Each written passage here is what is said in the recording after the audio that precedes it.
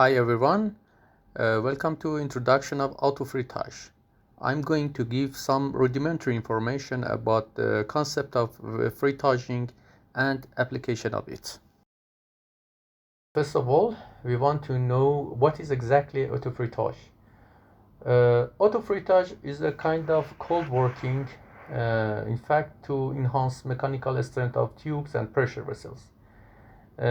Which intended to be used under high pressure and pulsating internal pressure. By this method, with high pressure or other type of load which are above operating pressure, the area near on the inside wall plasticized. After relaxation, one residual compressive stress is developed in near the internal surface of pressure vessel, and one residual tensile stress would be generated in elastic area. Residual tensile stress is not beneficial, and manufacturer generally try to employ method to eliminate it, but we discuss about this issue later. Now we suppose that all vessels under high pressure or other means reach to plastic area, and after relaxation we have residual compressive stress. This issue named full autofrettage. This slide displays residual stress after autofrettage. Residual tangential stress and radial stress, as you can see, generated in wall of shell as shown in figure B. As I mentioned before, autofrettage can increase mechanical strength of pressure vessel against pulsating internal pressure. It means basically that autofrettage can increase fatigue strength. But how? To explain this phenomenon, two reasons could be mentioned. First of all, autofrettage can decrease rate of crack growth.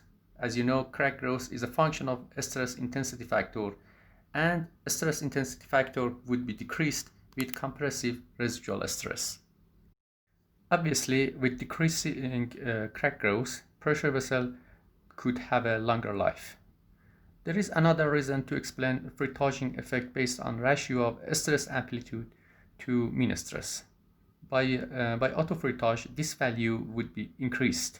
Hence, vessel have a higher alternating stress based on fatigue design diagram. The figure in next slide shows additional alternating stress by employing autofrettage based on Goodman diagram.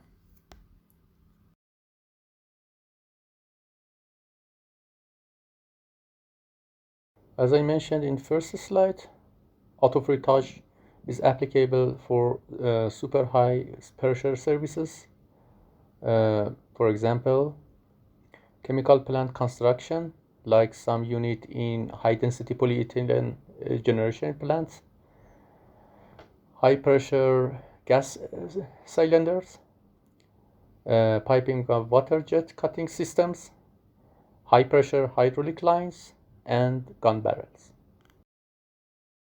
There are 5 well-known methods for autofrettage: hydraulic autofrettage, switch autofrettage, explosive autofrettage, thermal autofrettage, and rotational autofrettage. First and second methods, hydraulic and switch, are oldest and most used ones, and I explained them, all of them, in other slide. Hydraulic autofrettage is oldest method and most widely practiced autofrettage process. This method could be employed for spherical shell as well as for cylindrical shell. For pressurized vessel, one pump with discharge pressure usually between 1000 and 10,000 bar, and seal plug to prevent leakage to end of the cylinder vessel would be usually employed. Hydraulic oil for pressure vessels is made of castor oil with anti-freezing additive in order to avoid freezing of oil due to high pressure. Switch autofrettage was proposed in 1962 as an economical alternative for conventional autofrettage and became favorite method in weapon industry. In this method, which could be only for cylindrical shell, a mandrel travels inside the vessel and plasticizes the region near inside the vessel. Diameter of mandrel in region of parallel section should be larger than inside internal diameter of vessel to pressurize and consequently to plastically deform.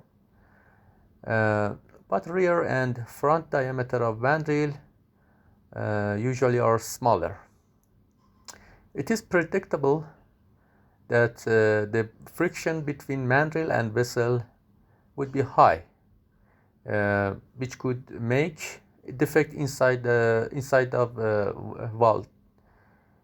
And to reduce and minimize friction, to avoid any scoring and seizure, some lubricant may be employed, same as molybdenum disulfide suspension in oil, or and copper plates. In this slide, you observe mandrel movement inside the shell. In figure C, instead of attached rod, the mandrel moved through vessel by a ram with hydraulic pressure. As it mentioned before, switch autofrettage is suggested as economical alternative comparing to hydraulic autofrettage. In this figure, which extracted from article of Davidson and Barton, the required pressure for both hydraulic and switch autofrettage has been shown. Difference between required pressure between these methods is completely remarkable. You can clearly observe that although relation between required pressure for autofrettage and yield stress of vessel is linear, but the value is much higher rather than switch methods. Explosive method has not been actively pursued by researchers like switch autofrettage because perhaps using explosive material normally needs legal permission. This method was studied and developed in weapon research industry, and in 1971 Mote studied and provided a report for possibility of this method. After that, this method was carried out on cannon barrel with bore diameter of 152 mm made of steel alloy 4340. By explosive autofrettage, an explosive material is employed in explosive container and tubes contains water or air. After explosion, this media insert interior load inside of the tube and develop plastic region.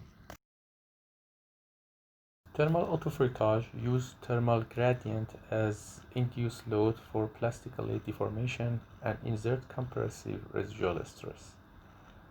This method be used for thick wall vessel and via radial temperature gradient along the wall of cylindrical shell during loading. After that, the cylinder is cooled down to room temperature as unloading, and as a result, one compressive residual stress is developed near the wall internal surface. This method appeared by Barbero and Ben in 2002, and in 2015, Kamal and Dixit carried out an analytical experiment utilizing thermal load as a potential process of achieving autofrettage. So, now we know that for thermal autofrettage we need increased differential temperature between inside and outside the vessel. Hence, if TA be temperature of inner wall and T and this be temperature of outer surface, for thermal autofrettage we need that T and this B be greater than T and this A.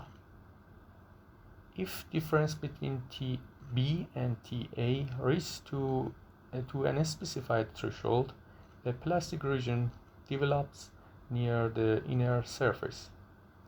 The phenomenon be referred as first stage elastic plastic deformation. However, if the differential temperature increases more to reach a second threshold, another plastic region near outside surface of shell could be developed. This phenomenon be named second stage elastic plastic deformation.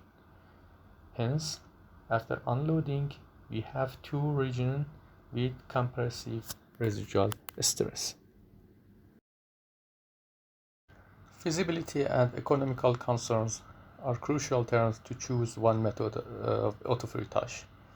Thermal autofrettage, which employed for thick wall vessels, compared to hydraulic method, could be counted as economical one, because heater cost increases with power of heater linearly. However, hydraulic power cost increases with increasing electrical power exponentially. In fact, for material with lower ratio of S by to E multiply alpha, thermal autofrettage seems more proper, where Sy is yield stress, E is modulus of elasticity, and alpha is coefficient of thermal expansion. For material with higher value of ratio Sy to E multiply alpha, hydraulic autofrettage needs so high pressure, and thermal autofrettage needs large amount of radial differential temperature. This issue does not give thermal autofrettage lower score rather than hydraulic method. However, some methodological limitation for inserting higher thermal gradient maybe exist for many materials. For example, like precipitation hardened 70-FeR stainless steel, if we use a thermal autofrettage, and of course user should consider them.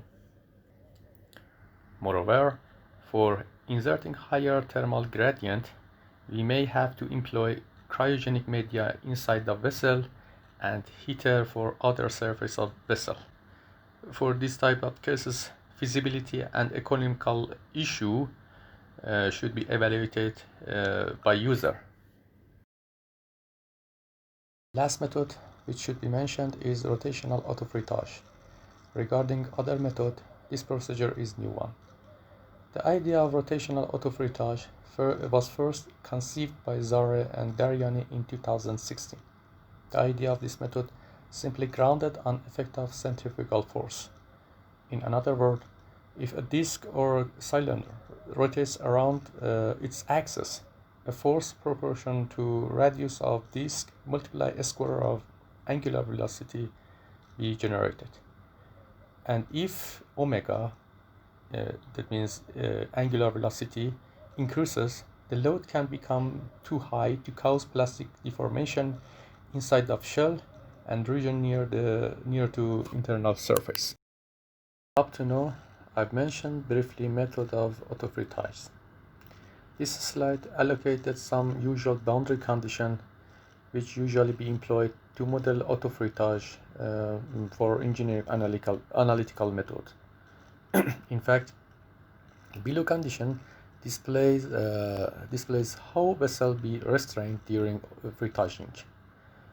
For open-end condition, as you see, longitudinal stress is 0, and for plane strain condition, longitudinal strain is 0. But for closed-end type, longitudinal stress equals to ratio of bore area to well area multiply inserting pressure. In handbooks and relevant literature, there are usually two types of heat treatment for autofrettage: low temperature heat treatment and heat treatment after thermal autofrettage. First method used after hydraulic and switch autofrettage in some literature, and second method just mentioned for thermal autofrettage, but it may be expanded for other types of autofrettage too.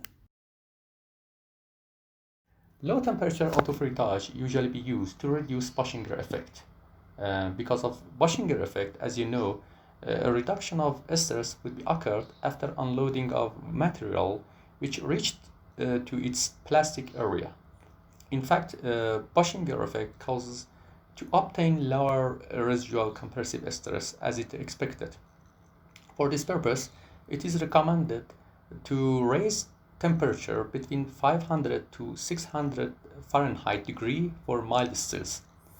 In some paper, it is indicated too that hold ASTM A723, which is extensively applied in weapon industry, 6 hours in temperature 375 Celsius degree for low temperature heat treatment.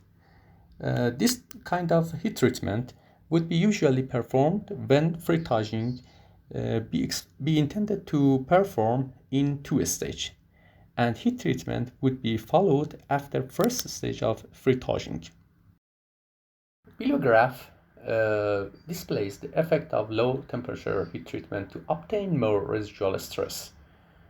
As you can see, after heat treatment, the second autofrettage cycle would be applied on the linear elastic E-F range and plastic F-G range.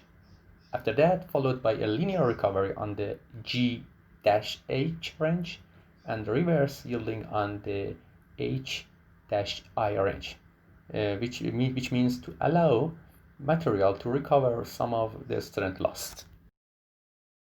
For thick wall shells, when vessel is subjected to not full autofrettage, there is an elastic region with a residual tensile stress.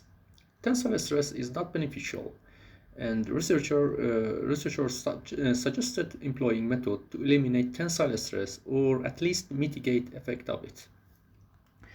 One of these methods, which is studied in 2018, is performing heat treatment after autofrettage.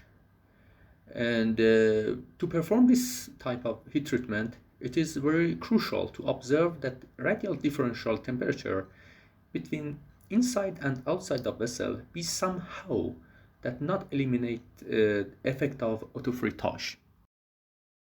During heat treatment after thermal autofrettage, outer surface of shell should be reached to upper temperature rather than AC1, which is lower critical temperature, and inner surface shall be reached to lower temperature than AC1.